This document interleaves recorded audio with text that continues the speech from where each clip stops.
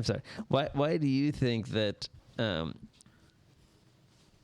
Okay. Let me back up. I'm doing a loan. I'm closing on a mortgage in a room not unlike this one, and somehow the podcast comes up, and I agreed to send an episode or two to my client, and following that, he asked me, "What are you trying to accomplish with this podcast?" Essentially, and I described it in the way I told you, like I'm looking for people making a difference, etc., in the community, and then he immediately gave me your name. Like, why did he give me your name?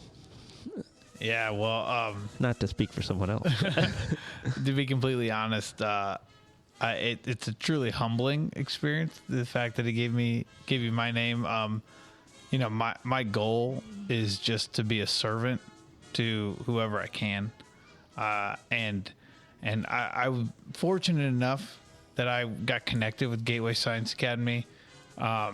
And it was truly accidental the way that it happened, and it's been a great way to help not just the kids there, but kids in the city through sports and through the youth ministry that I do. And so I think, you know the heart of people by the fruit of what comes out, and I think that probably Coach Solly saw a lot of young men doing better than when they started, and that's kind of the premise of our program, is to stay hungry, stay humble, and grow. Yeah. So it's not about winning or losing; it's about getting better every day. Yeah, and I kind of alluded to as a referee. Sometimes it's weird what you pay attention to, I was doing this game. I feel like I was at I want to say Cardinal Ritter. I think I was doing the game at Cardinal Ritter, perhaps. And, I was impressed with both teams, both groups of young men. In the middle of the city of St. Louis, you're not sure what you're going to get in terms of atmosphere. And I walked away with a really good feeling. So there's clearly important people doing important things. Yeah, I've always said, right, and hopefully my actions speak for that, but it's easy to judge culture, and I grew up in St. Charles. When I moved back here to St. Louis, all of our parents, everyone's wondering, we moved to Maplewood, and they were concerned of how close we were to the city. Mm-hmm. And when we decided to start coming to church here, and we decided to go to we moved here just right down the street, ultimately you can't change culture unless you're part of it. So being here in the moment, and being here and seeing that this generation of kids, they're not, they're not what people think they are. They're a lot smarter. They're a lot more, the empathy is there, the care. It may just, you got to talk to them in a different way, and it may not work just the way it worked for me, but that doesn't mean that they can't be changed and that they want to get better. Well, thanks for taking the time with us today, Bobby. We're here today with Bobby Broadhurst. He is, we'll get into it, and you'll get to know Bobby just as we will, since Pete and I have not met Bobby before. But Bobby, there's many, many descriptions out there, but just a detail-oriented, military-trained leader, demonstrated expertise in leading large teams to achieve goals, experience leading and executing qualitative and quantitative research, critically assessing the findings, and then insight into innovative solutions for those. Also a proven leader in maritime warfare and the construction industry as well. United States Naval Academy, class of 2013, ocean engineer, and also an MBA at St. Louis University, wrestling coach, just a deacon, well immersed in helping the youth of today's world. Thanks for joining us and taking the time out of your busy schedule. We appreciate it, Bobby. No, it's my pleasure. Yeah, I don't know how with that list of obligations and accolades. I'm not sure how he's fitting us in, but it's when Chris says we're here today. Not only is this the first time we've recorded a podcast with a person we haven't met, but it's also the first time we've recorded a podcast in the basement of a church. So it's 2 for 2 new experiences today. Yeah, it's always open if you guys need it. So we are at Tower Grove Christian Church. Is that right? Yeah, Tower Grove Church. What do you do here? So here at Tower Grove Church, I am the youth minister. I'm also the chairman of our deacons, and I'm also on the school board here at Tower Grove Christian Academy, and I teach a chapel class. I just got done at like 11, so every Tuesday. Very nice. I think, and this is just one of your many ventures, but I love what you started off on when you and Pete were talking about the kids, and when you put the attention into children, all of a sudden you can see such potential. And I think that has a lot to do with, your upbringing, but you being drawn to being a coach. That's typically how coaches think too. Immediately when you see a kid, you see their potential. And can you speak to that a little bit with the kids that you are involved with just in the youth ministry, but also touch on what age do you coach wrestling? High school, and then I'm the head club coach I'm the director for a club team for elementary all the way up. But just going to that for a minute. When you see a kid who we see it all the time. Kids can be overlooked. Some kids work better with not so much attention. Some kids work better when they need attention. Speak to that, because you see kids in all different capacities with probably all different types of backgrounds. What do you see when you see kids like that? And, do you see that? Do you see their potential right away just in seeing their reactions and answers to questions and things? Yeah. What drew me, when you're asked to lead like youth ministry, it's not easy, because though I love teenagers, they're still teenagers, right? I mean, they're still being who they are. But what really drew me is, and this is the Bible verse that leads our youth ministry, is Psalm 127:4, and it says, like, arrows in the hands of a warrior, so are the children of one's youth. And one of the things that really highlights that with me is, if you look at an arrow, right? An arrow is just a stick, right? Just like a kid is just who they are. And sadly, we don't get to spend forever with any of these kids. Especially like you look at a high school, right? Say a kid comes in freshman year, if I'm lucky enough, my wrestling team, 4 years, he's out that door. I may never see him again. So I need to equip him or her for the world.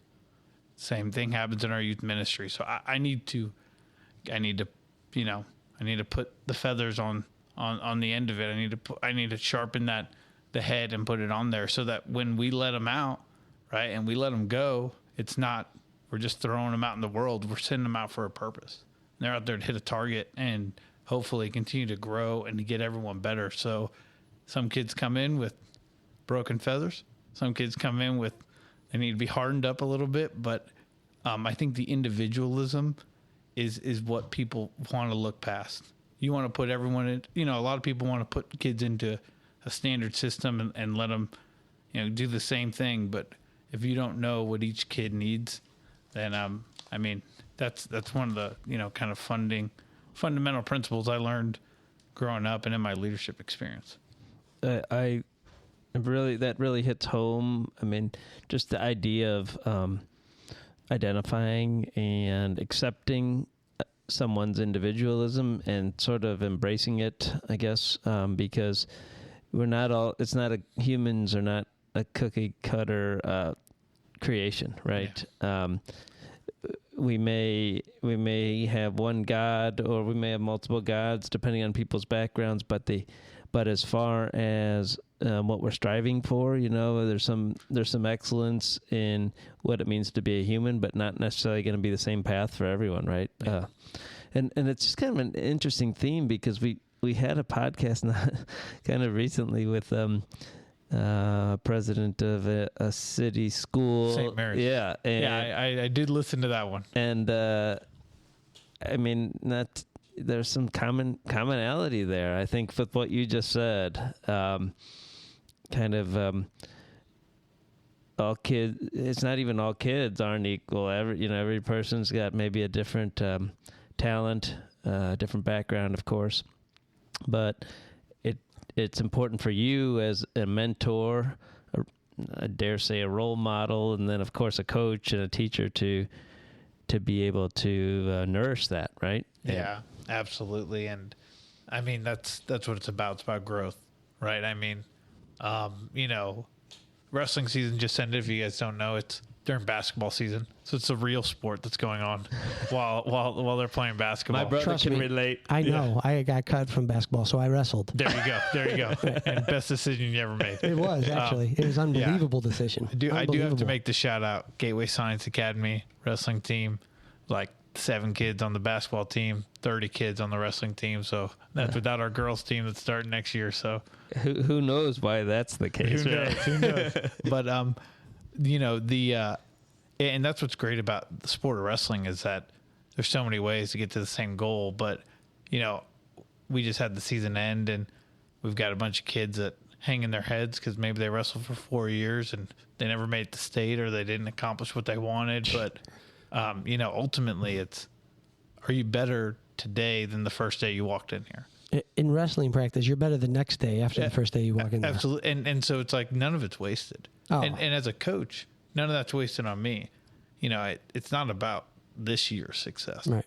It's about 20 years from now when they go, man, this is really tough. I'm in a job that's really hard.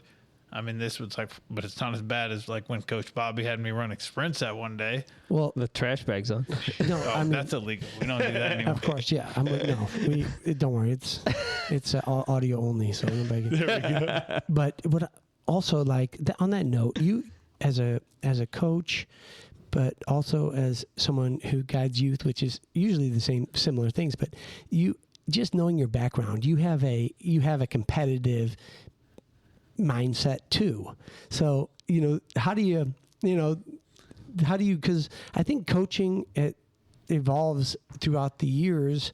If you're a coach, you do it one way when you're younger, and then maybe you all of a sudden you switch to a different route when you get older, and it could be in either direction. But when you're talking about coaching and you're talking about your competitiveness, do you catch yourself ever like, oh God, I'm just going after the win. I need to go back to my real focus, which is doing this with this kid. I mean,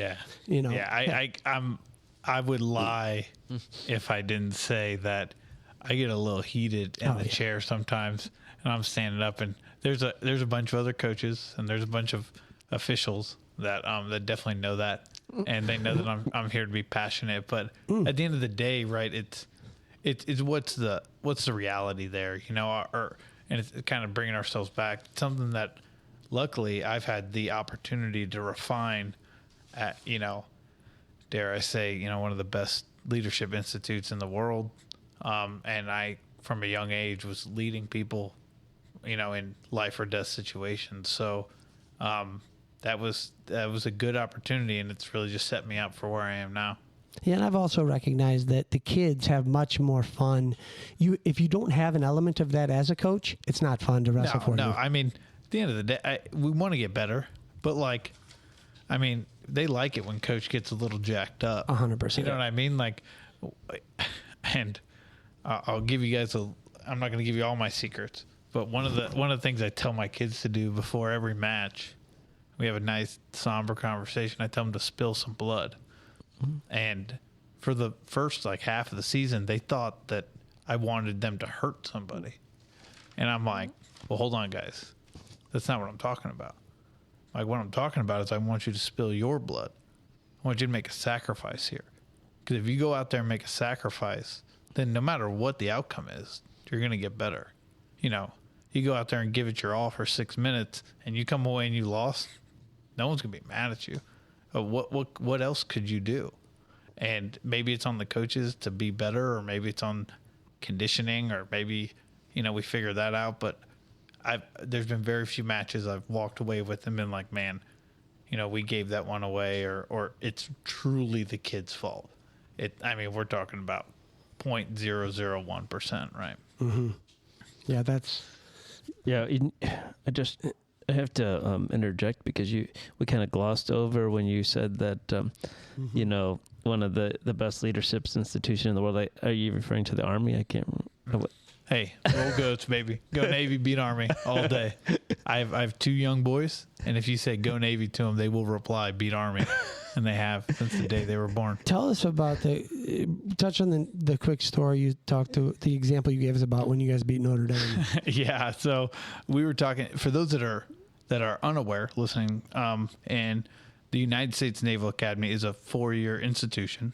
It's a college. We do have a football team, a Division I football team that plays, games all year. But one of the things that is instilled in us is what's called blue and gold, which is our alma mater. A lot of colleges have it.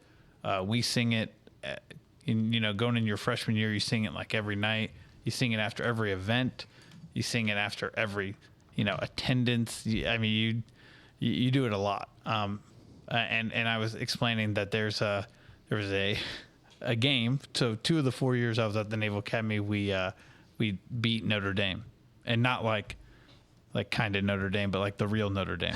And we beat them. And so you're standing in the Meadowlands where the Giants play, as all the Notre Dame fans file out, and we're singing this, this song, like the Navy blue and gold. And when we get done, we beat our chest and we just yell beat Army. So it doesn't matter if you just beat the number 10 ranked team in the country. You don't care about anything except for beating Army. And there's actually a bunch of stuff from a big saying, right, in the Army Navy game, which is the only college football game in the country that matters, in case you're wondering. Right. The whole thing is we sing second, right? And so the way that the game works is the winner, the victor, gets to sing second. So Army will sing their alma mater, and then Navy will ultimately sing their second. And is that a pregame ceremony? Is that what you said? It's post-game. Post-game. So after the game. we sing second. Yeah, we sing second. So whoever wins gets to sing second. I don't have any military experience, but that just hurts hearing that. It does. It does hurt. And if you've never been a part or never watched an Army Navy game, it's definitely a great thing to watch, because there's a group of kids that are never going to play football another day in their life. Yeah. But they're giving it all out there. It's like watching like a Friday Night Lights high school game. It's great. Where is the Naval Academy? Yep, it's located in Annapolis, Maryland. Okay. And when you said the Meadowlands, is that where home games are played? Or? No, we have a stadium in Annapolis. It's a small college football stadium, but when we play big time teams, we'll go and we'll have like neutral sites. When we played Notre Dame, we played them. One year we were where the Giants played. Yep. Like the New York Giants play. One year I did not go on this trip, but we went to Ireland. Oh. That was my senior year when Notre Dame went undefeated and went to the national championship. We didn't beat them that year. Right. But we beat them the year before. So they'll travel. They'll have the team travel, but they need that for the capacity then, I guess, for those games. Yeah, exactly. Exactly. What caused you, you're a graduate in 2013. What caused you to make that selection of college? Yeah, both of my grandfathers were in the Navy, men that I looked up to, in a lot of ways, and but ultimately, I didn't really know it completely then. But I've always had this really strong faith that my parents have instilled in me, and I've always had this innate desire to serve. And this is going to sound a little dramatic, but since I was a kid, I thought that I was going to give my life in service. I was a kid that was I knew I wanted to be in the military, wanted to be a Navy SEAL at one point, wanted to be a pilot at one point, you go through all these things. But since I was 6, it was the United States Naval Academy. I can honestly say that I only applied to one college and got in, and the acceptance rate at the Naval Academy is incredibly low. not smart. That was not a smart Well, thing to do. as it turned out, maybe it was incredibly smart. It worked out, but you know, and while getting in there, and it was the toughest thing, but the best thing that I could have ever done. I mean, some of the guys that I was with are, you know, they're the best human beings in the world. You know, I know we're on a topic, and either one of us could be asking you 50 questions right now, but this one, as I was kind of preparing for today, and then listening to you for a few minutes before we started, it triggered something that I've thought about for many years in my life. And you just have kind of latched on to this word of service and servant. And I think about that, you know, and you have this interesting life that encompasses service in the military and service in the church, and service in the community. And again, I confess my lack of military background, but, you know, you think of combat and you think of war, and I'm very intrigued and attracted to the military idea. But do you ever see a conflict or a juxtaposition with service, or are they the same types of service, or how do you define service when it comes to the military? Yeah, it's easy for everyone to romanticize going to war and you know, the World War II, watching Band of Brothers, being that guy. But what's really tough is to be the guy who's sitting at a pier and you've been there for 30 days, or you've been out on deployment for 10 months and trying to make sure, you know, your young sailor doesn't kill himself, right? And the only way you do that is by dying to yourself, and by, you know, the ultimate service of letting some part of you go so that they can get better. You know, there's a great book called Leaders Eat Last. But just that concept, and it's something I've instilled in my kids. My oldest just turned 8 yesterday, but is this idea of leaders eat last. And you think about it from like an army standpoint, or like in a chow line. You know, maybe there's not enough food. Okay, well, who gets it first? Who needs the food? It's the boys, right? Your men, your people. They need to eat. You can go without it. And if you honestly and truly embody that, then you can. Being a servant leader can happen anywhere. And I've it's connected to my faith because of the servant leadership that I've seen in Jesus Christ, and in that way, that's how I try to embody it. And that's what really drives everything I do. But it's dying to self, and ultimately saying, look, you're more important than me. And that's hard. You got to do it every day. You got to wake up every morning and kind of push your own self aside. And sometimes I don't do it very well. Sometimes I do it better than others. So, well, no, I think you you satisfied me, with that conflict I've had, because I appreciate anyone who devotes themselves to the truths of their faith, and then I can understand and appreciate the service involved in the military, but it's not just physical sacrifice of your life.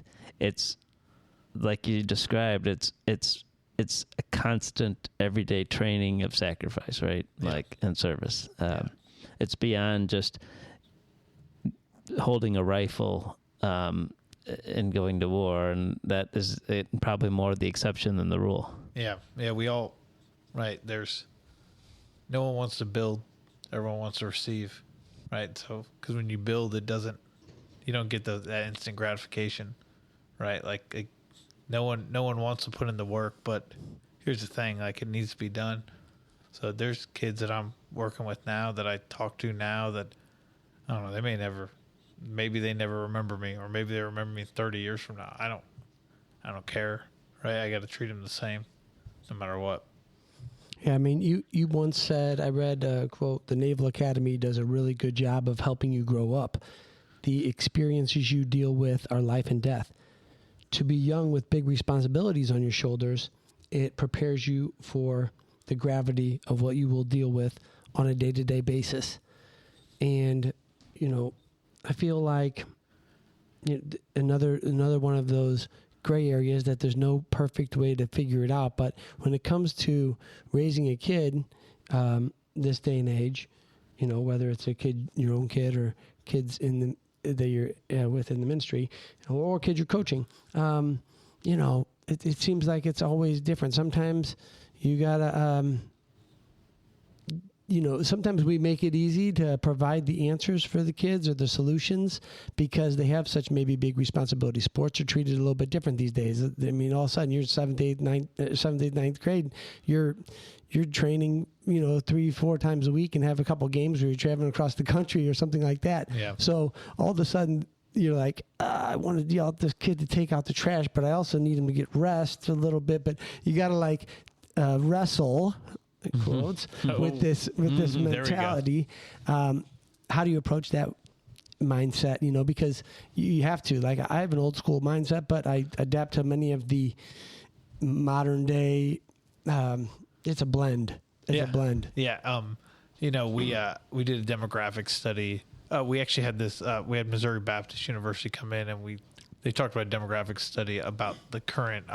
You know, the current generation, talking about, and there's some surprising things, like lowest recorded teenage pregnancies, lowest recorded drug and alcohol use, and you're like, wait a second, teenagers, this is what they're supposed to be doing, right? But it's like highest levels of anxiety, highest levels of attempted suicide, highest levels, but like the most accepting generation when it comes to other people's beliefs, and not being swayed by them, but saying like, look, you don't believe what I believe, but we can have a conversation about it. It's probably the root of all, like, every disagreement. Yeah. Starts with that. Yeah. And when it comes to teenagers, what I've learned is that you have to be genuine. And I use this example, and I was telling someone about when they have kids. And I don't know why this really sticks with me, but I have 2 boys, an 8-year-old and a 6-year-old. And when my 8-year-old was old enough to start brushing his teeth, I realized something. I'm brushing my teeth like in the bathroom with him. But at that point, I'm not brushing my teeth for me. I'm brushing my teeth so that he sees that dad brushes his teeth. Right. And I don't get anything benefit this is from hilarious. Right. But it's every night. And it's crazy though, because if I just tell him, hey, you need to brush your teeth, he'll listen to me for a little bit. Mm-hmm. But he's not going to see. Oh. And so when you're talking with teenagers, you know, you're talking with kids who dealing with drug and alcohol abuse, dealing with parents that drop them off or don't care, or maybe they have a great life and they just live here in the city and kind of walk to school or whatever's going on. But, you know, they know if you're authentic or not. Like they can see you it. can be as hard as you want on them if they know you're authentic. Yeah. If I'm real and I'm looking at them like, look, I'm gonna hold you to the same standard I hold everyone else to, and that's the standard I hold myself to. But then at the same time, you gotta humble yourself, because there's sometimes when you're wrong, and they know it, and you can't just walk away and go, oh, whatever. No, you gotta stand up and go, hey guys, I messed up. Yep. That one's on me. And I mean that's what builds that trust. And it's about trust, and it takes time. People think that, I can go and talk to a teenager and they'll be all, you know, they'll listen to what I have to say. Like, you got to prove your legitimacy. You know, I mean, can we every once in a while, can we use the do as I say, not as I do line now? Okay, probably. Cool. Just I want to make sure. You know, I was talking to some kid, one of the kids in youth group, and it's kind of an interesting thing, right? So, like the internet, right? Like originally, like you would go on the internet and you would find, like, you know, when it first came out, you're like, okay, this is where I find facts, right? Then there's generations where it's like, well, maybe not all of it's true. And now a kid goes, I don't care what you show me. Do you know what deep fake videos are? Do you know what this is? You know, like they don't trust anything. Yeah. As well, they probably shouldn't.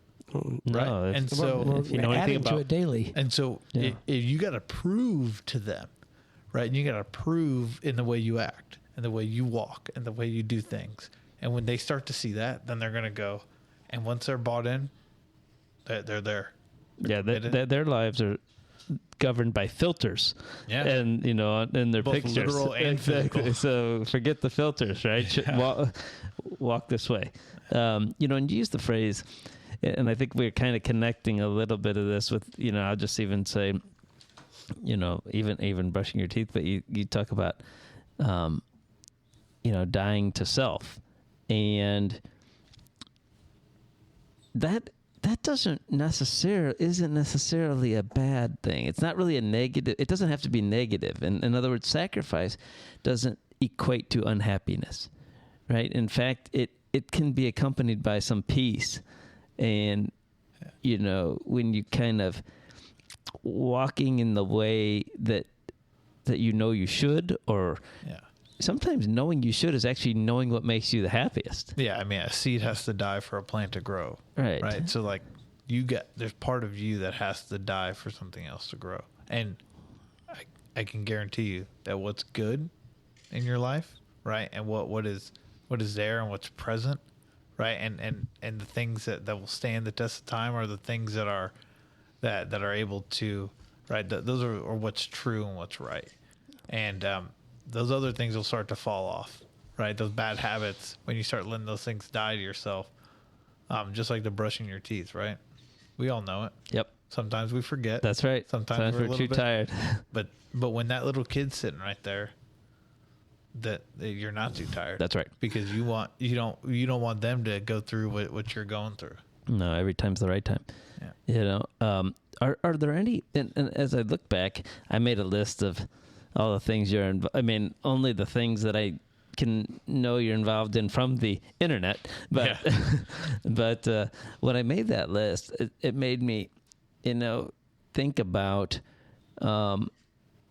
how distracted, I'm going to use that term loosely, distracted you must be, because you have to be on in a variety of different capacities. So we could ask 17 questions about that topic right there, but what are there any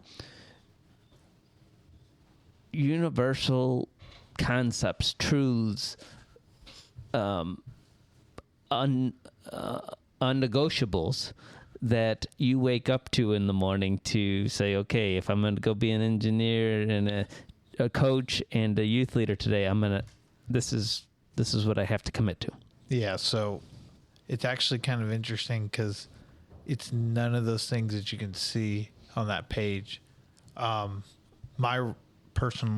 relationship with God, if that's not in alignment, then I can't bear fruit anywhere else.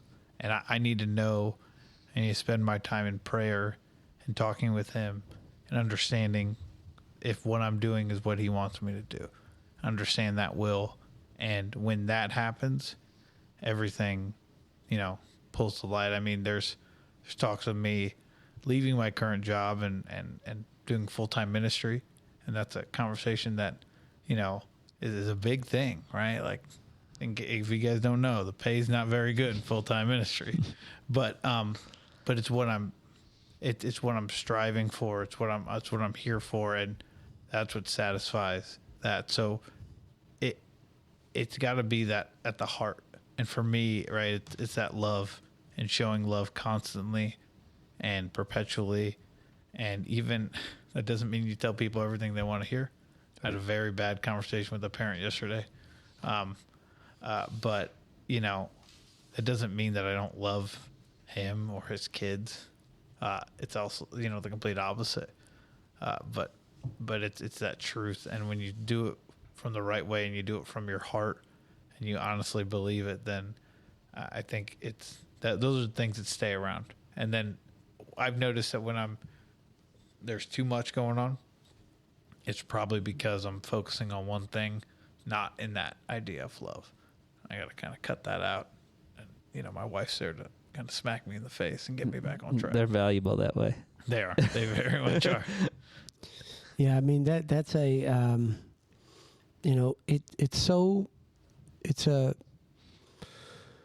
it's relevant in so many aspects. When you think about, if I was going to relate it back to sports, it's just when you work out, you can't just work out. You have to work out consistently, and when you work out consistently, you mentally gain confidence. You could tell a kid to go out and play with confidence, but if a kid goes out and makes a promise to himself to do something and then follows through with that promise, instant confidence. Yeah. Instant confidence. Absolutely. And it's not because the dad said it or mom said it, but if you can just create your own promise and follow through with that promise, and then same thing with all of those mentalities. Like if you've spent time reflecting and really figuring out if you're in line with what your values are, and then you act upon it consistently, then you can sleep at night and you feel like you're in the right place and you get those same rewards of confidence. Yeah. It's hard to do for all of us, but it's consistent. It's when it's in every aspect of our lives. It's the same principles, and we know what they are, but they're just difficult. And like Pete said, it doesn't mean that those have to be, like terrible experiences to get validation. Just have to be. It's easy to make decisions if you know what the core values are. You just fall in line. Yeah. Same thing with the companies that you work for. I forget who said it, but a man, what is it? A man who stands for nothing will fall for anything. Mm-hmm. Right. So, I mean, you got to have something you stand for. And if that, and ultimately, right, how powerful that thing is what'll guide you. Mm-hmm. Yeah. It doesn't mean you're not sympathetic or empathetic. You're standing for something that is not compromising those characteristics. Absolutely.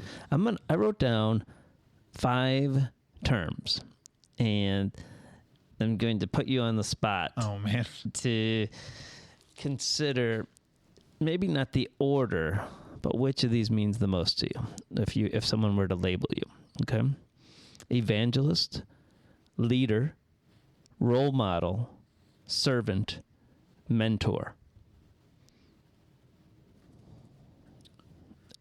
I would say servant, then evangelist, then there was mentor, and what was it? Role model and leader. Role model, mentor, and then leader would be last. Okay. Spoken like a true leader. Is that a test that I passed? I think that I had that nearly correct. And as you said it, I thought leader might be one higher, but now I understand it, and I'm mostly impressed with your ability to remember the 5 terms. And and then hey, thanks for paying for my education, guys. I really appreciate it. Anytime.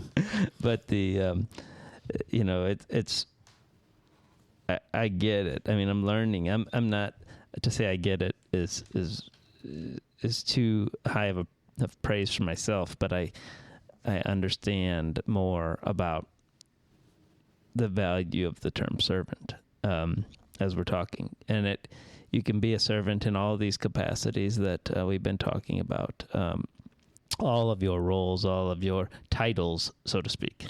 What's it mean, speaking of which, we haven't touched on this one too much, even though you alluded to it. What's it mean to be a deacon here? Yeah, absolutely. So we're a Baptist church, so the way our church works is we have our head pastor, and then what some churches call like a board of elders or like an executive board. We have a deacon board, and it's a collection of ministry leaders around the church.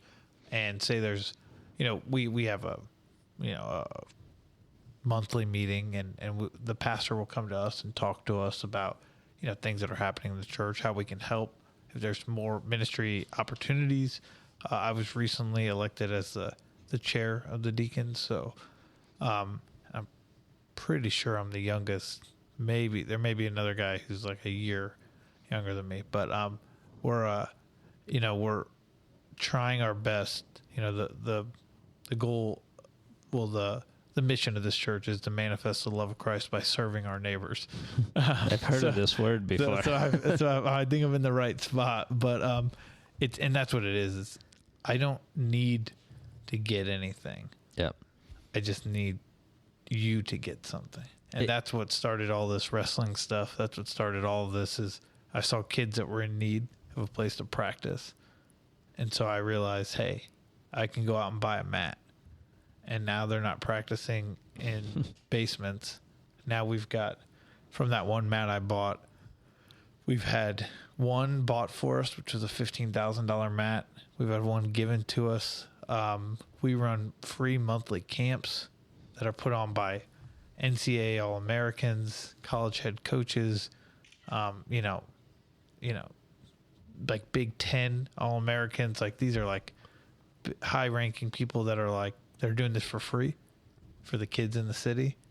Like, and there's nothing, they don't want anything out of it, right? Like, completely free. We say donations are accepted, but like they half the time just give that back to us, because it's about making people better.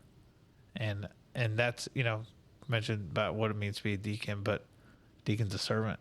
Yep. That's actually what it's got to be it's got to be motivating and comforting and inspiring to know you're not alone, right? Like you're seeing it in this community. You're seeing the activity, people embracing the need, and acting.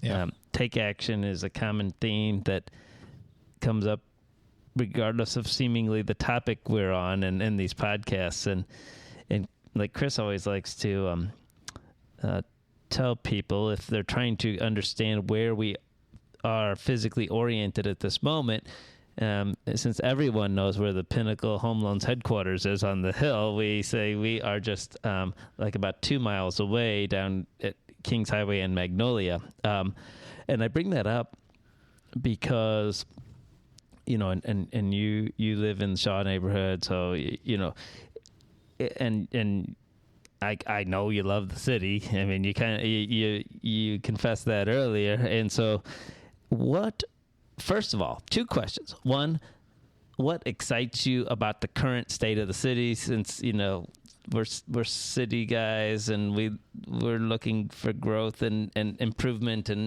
and just highlighting its attributes. What excites you about the current state of the city of St. Louis right now? Yeah.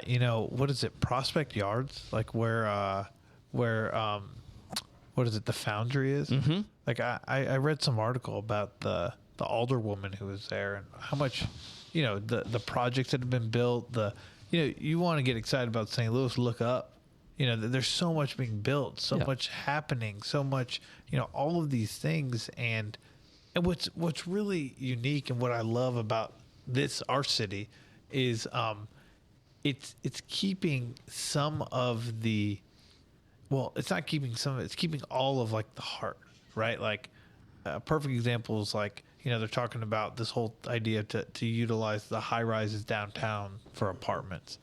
Like, great. We have some of the most historic and oldest, like, skyscrapers in the country. Are you kidding me? Yep. Let's use them. Those are assets. Right? Yeah, exactly. And like, absolutely. Like, who cares if it was once the Laclede gas, company? Like, someone's going to love that. Yeah. Someone can love, living in a historic neighborhood is great until you got to replace your windows.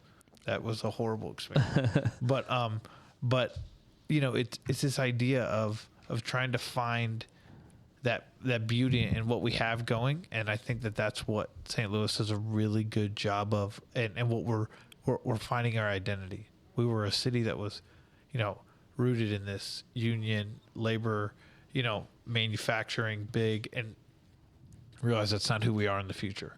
So let's figure it out, right? Let's change who we are. Let's grow. And I mean, I think the sky's the limit here in the city.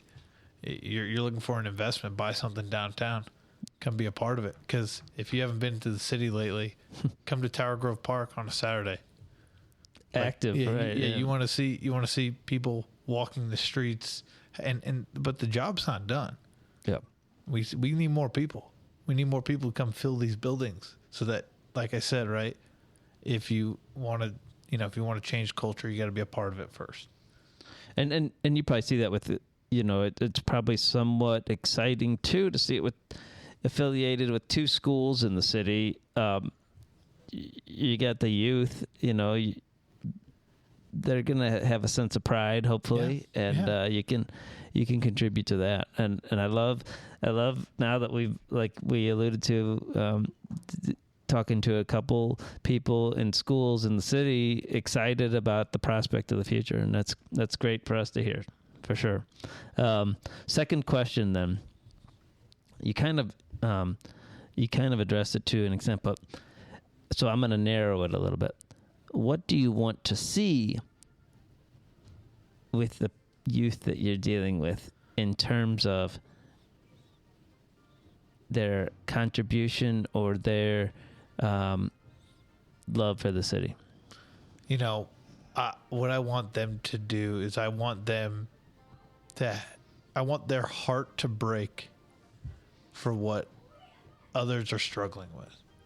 I want them to look at someone and to see a need, a pain, and I want them to ultimately reach out and try to fix it. And that goes from my wrestlers to the youth group kids because that's how you serve. Right? Wouldn't that affect the community if people thought like that? You want to know the crazy thing is that they're out there. Yep. We just need to we need to fire these arrows off in the right direction, right? And there's people out here trying to build these kids up, and I think that it's not a lost cause. The job's only started, and I'm excited to keep doing it.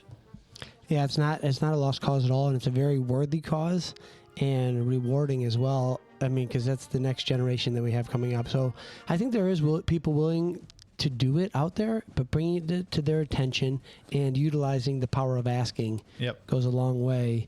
And some people don't even discover how much they love it until they start investing in a kid, because you can feel it when you look into a kid, and you said after you do gain that trust, you can feel it, and you just kind of know.